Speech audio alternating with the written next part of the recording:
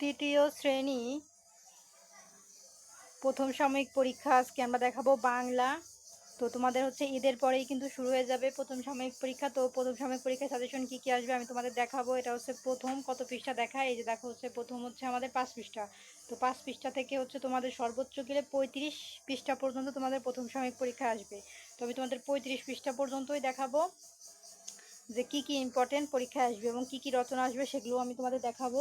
তো রচনা আমি ভিডিওর লাস্টে বলবো কী কী রচনা আসবে। তো চলো আমি দেখাই কী কী পরীক্ষার সাজেশনে তোমাদের ইম্পর্টেন্ট। এবং আমি বলে রাখি চ্যানেলটি সাবস্ক্রাইব করে দিতে, কারণ সাবস্ক্রাইব করলে আমি ভিডিও আপলোড করলে অটোমেটিক তোমাদের ফোনে ভিডিওগুলো পৌঁছে যাবে। আর একটা কথা হচ্ছে, আমি যে সাজেশন দেবো হুবহু সেই সাজেশন যদি সব স্কুলে আসবে এরকম কোনো কথা নাই। তবে বেশিরভাগ স্কুলে যদি 100টা স্কুল থাকে দেখবা যে 90টা বা হচ্ছে 85টা স্কুলে আমার সাজেশনটা চলে আসে, আর বাকি 10-12টা স্কুলে আসে না। কারণ প্রত্যেকবার আমি সাজেশন নিই, তোমরা কিন্তু অনেকেই কমেন্ট করো আপু তোমার সাজেশনগুলো এসেছে এবারও সাজেশনগুলো দেখাও। তো তাদের কথা মতন কিন্তু আমি সাজেশন দেখাচ্ছি। তো দেখো এখান থেকে আমাদের কোনগুলো ইম্পর্টেন্ট আমি তোমাদের দেখাই। শব্দের অর্থ, তো তোমরা যেন প্রত্যেক পরীক্ষায় তোমাদের শব্দের অর্থ আসে পরীক্ষায়, এটা এইবারও পরীক্ষায় 100% আসবেই শব্দের অর্থ। তো এখান থেকে যেইগুলো ইম্পর্টেন্ট এই যে আমি তোমাদের দাগ দিয়ে দিব সেইগুলোই তোমরা কমপ্লিট করবা। তারপরে এখান থেকে তোমাদের যে শূন্যস্থানও কিন্তু প্রত্যেক বছর পরীক্ষায় আসে, এবারও আসবে।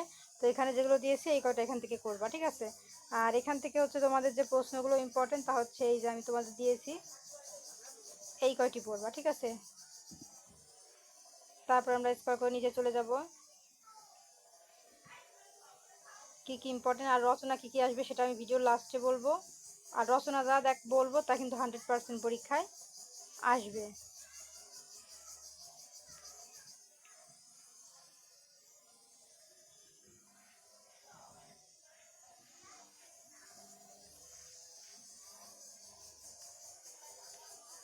আর তোমাদের কিন্তু প্রত্যেকবার বিপরীত শব্দ আসে, ঠিক আছে। মনে করো একটা শব্দ আছে সেটাকে বিপরীত, যেমন মনে করো যে ভালো, ভালো এর বিপরীত কি খারাপ, এরকম কিন্তু বিপরীত শব্দ আসে। তোমরা কিন্তু বিপরীত শব্দগুলো পড়বা, হ্যাঁ। রিডিং এর মধ্যে থেকেও পড়বা, এখান থেকে অনেক বিপরীত শব্দ চলে আসবে। আর বইয়ে যেগুলো আছে সেগুলো তো পড়বা, ঠিক আছে। এই যে বেশি করে রিডিং পড়বা, রিডিং থেকে যেমন প্রশ্ন, শূন্যস্থান, টিকচিহ্ন, তারপরে হচ্ছে তোমাদের বাক্য গঠন, তারপর হচ্ছে বিপরীত শব্দ, এগুলো কিন্তু আসে। যেমন ধরো যে শীতকাল, শীতকালের বিপরীত কি গরমকাল। তো এরকম এর মধ্যে থেকে কিন্তু অনেক ধরনের তোমাদের বিপরীত শব্দ, তারপরে হচ্ছে গিয়ে প্রশ্ন, তারপর বাক্য গঠন, এগুলো কিন্তু আসে। তো আমি তোমাদের দেখাই, এই যে এইখান থেকে তোমরা হচ্ছে এই এই দুইটা পড়বা, ঠিক আছে, শব্দের অর্থ। তারপরে নিচে চলে যাব, যুক্তবর্ণ। এটা কিন্তু 100% পরীক্ষায় তোমাদের যুক্তবর্ণ মাস্ট বি আসে। এখানে যতগুলো যুক্তবর্ণ আছে প্রত্যেকটা যুক্তবর্ণ 100% কমপ্লিট করবা, এগুলো কিন্তু আসার মতন যুক্তবর্ণ। তারপর এখান থেকে যে প্রশ্নগুলো আমাদের ইম্পর্টেন্ট এই যে আমি তোমাদের মার্ক করে দিচ্ছি, এই কয়টা প্রশ্ন এখান থেকে কমপ্লিট করবা। আর এই যে কবিতা, কবিতা এটা কিন্তু এই যে আমি হব এই কবিতা 100% আসবে। এই কবিতার বাইরে কিন্তু তোমাদের আসবে না। এই কবিতায় প্রত্যেকটা স্কুলে আসবে আমি হব কাজী নজরুল ইসলাম, এইটা 100% পরীক্ষায় আসবে কবিতা। এই কবিতাটি মুখস্থ করবো। আর এখান থেকে শব্দের অর্থ হচ্ছে এই যে আমি যে কটা দাগ দিয়ে দিলাম এই কয়টা পড়বা, ঠিক আছে। তারপর এখান থেকে যে এই যে এই কটা এখান থেকে শূন্যস্থান কমপ্লিট করবা। আর এইখান থেকে এই দুইটা কমপ্লিট করবা। তারপরে দেখো প্রশ্ন, প্রশ্ন হচ্ছে এই তিনটা কমপ্লিট করবা, ঠিক আছে। তারপরে চলে যাবো, এই যে দেখো এখানে আমাদের অনেক রিডিং আছে, এই রিডিংগুলো কমপ্লিট করবা। এখান থেকে অনেক প্রশ্ন তোমরা পরীক্ষায় পেয়ে যাবা, কারণ তোমাদের পরীক্ষায় বইয়ের থেকেও প্রশ্ন আসে এবং রিডিংয়ের থেকেও আসে, অর্ধেক বই অর্ধেক রিডিং থেকে। আর যেগুলো বাইরের থেকে আসে তোমরা ভাবো কি যে বাইরের থেকে প্রশ্ন দিয়েছে বা ডান বা মিলকরণ বা বাক্য গঠন বা যুক্তবর্ণ, এই যুক্তবর্ণগুলোও কিন্তু এর মধ্য থেকে দিয়ে দেয় রিডিং থেকে। তোমরা ভাবো যে বাইরের থেকে দিছে, আসলে বাইরের থেকে দেয় না, সব রিডিং থেকে দেয়। তোমরা রিডিংগুলো পড়ো না তাই এগুলো বুঝতে পারো না। এই যে রিডিং এইগুলো সব পড়বা, এই যে এই প্রত্যেকটা রিডিং কমপ্লিট করবা, হ্যাঁ। এখান থেকে অনেক ধরনের তোমরা শব্দ অর্থ বাক্য গঠন পেয়ে যাবা। এই দেখো শব্দ গঠন, শব্দ অর্থ, এই কয়টা শব্দ অর্থ এখান থেকে কমপ্লিট করবা। এগুলোর পরে কিন্তু তোমাদের বাক্য গঠন আসবে। বাক্য গঠন যেমন লেখা আছে যে শব্দ শিখি, মানে তোমাদের পরীক্ষায় লেখা থাকবে যে শব্দের অর্থ লেখো, এইটার উত্তর এই যে এইটা হবে। আর পরীক্ষাটা এরকমই থাকবে যে লেখো বাক্য গঠন করো। ধরো এখানে আছে রাজার দরবার, তো রাজার দরবার নিয়ে বাক্য গঠন কি হবে, পরীক্ষা কিন্তু বাক্য গঠন 100% আসবে। তো বাক্য গঠন কি হবে, তোমরা এমন একটা কথা এখানে লিখবা যে সে কথার মধ্যে এই রাজার দরবারটা উল্লেখ থাকে। যেমন রাজার দরবারে আজকে অনেক লোক ছিল, বা রাজার দরবারে আজকে অনেক সাজা হয়েছে। দেখো যে কোনো কথা তোমরা লিখবা তার মধ্যে এই রাজার দরবার কথাটা উল্লেখ করলেই কিন্তু একটা বাক্য গঠন হয়ে যাচ্ছে। তো বাক্য গঠন কিন্তু তোমাদের পরীক্ষায় 100% আসে, এগুলো কিন্তু রিডিং থেকে বেশিরভাগ দিয়ে থাকে। তো বাক্য গঠনগুলো আমি তোমাদের যেভাবে বলে দিলাম, যে যেমন রটানো, এটাতে বাক্য গঠন কী হবে, যে আজকে খবর রটানো হয়েছে, বা পূজার নামে খুব খারাপ খবর রটানো হয়েছে। মানে যে কোনো একটা কথা লিখবা, তার মধ্যে রটানো কথাটা উল্লেখ থাকলে একটা বাক্য গঠন হয়ে যায়। আশা করি তোমরা বুঝেছো বাক্য গঠন কীভাবে লিখতে হয়। তো পরীক্ষায় যে কোনো বাক্য গঠনই আসুক না কেন, তোমরা কিন্তু সহজে লিখে দিতে পারবা এইভাবে। যে কোনো কথা লিখবা, তার মধ্যে এরকম একটা কথা উল্লেখ থাকলেই, মানে যে কথাটা পড়তে থাকবে ওই কথাটা সহ একটা কথা বানায় লিখে দিবা, শুধু ওই কথাটা উল্লেখ থাকলেই হলো, তাহলে একটা বাক্য গঠন হয়ে যাচ্ছে। ঠিক আছে? তো বাক্য গঠন 100% পরীক্ষা আসবে, রিডিং থেকেই বেশি দিবে, এই জন্য আমি শিখিয়ে দিলাম কীভাবে বাক্য গঠন লিখতে হয়। তো চাইলে তোমরা যে কোনো পৃথিবীর যে কোনো প্রান্ত থেকেও যদি বাক্য গঠন দেয়, তোমরা আশা করি পেরে যাবো আমি যেভাবে শেখালাম। এই যে এই কয়টা কমপ্লিট করে দেবা। ঠিক আছে? এটা হচ্ছে শব্দের অর্থ, আর শব্দের অর্থ, আর এখান থেকে যে শূন্যস্থান ইম্পর্টেন্ট, এই যে আমি দাগ দিয়ে দিলাম, এই কয়টা কমপ্লিট করবা।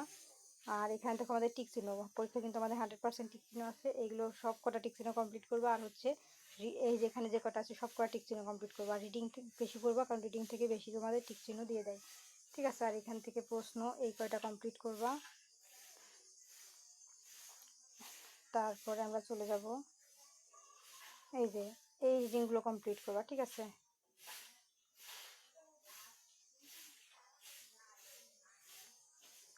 এই দেখো এখানে অনেক রিডিং আছে, এই রিডিংয়ের ভিতর থেকে অনেক প্রশ্ন পেয়ে যাবা, টিক চিহ্ন কমন পেয়ে যাবা। ঠিক আছে?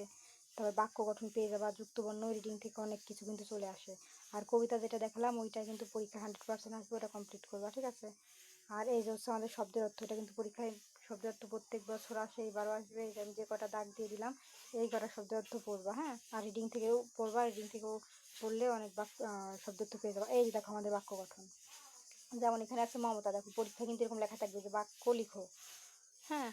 তো শব্দের অর্থ আলাদা আর বাক্য গঠন কিন্তু আলাদা। শব্দ অর্থ কি, মানে শব্দ থাকলে তার একটা অর্থ লিখতে হয়, বাক্য গঠন কিন্তু পুরোটা আলাদা।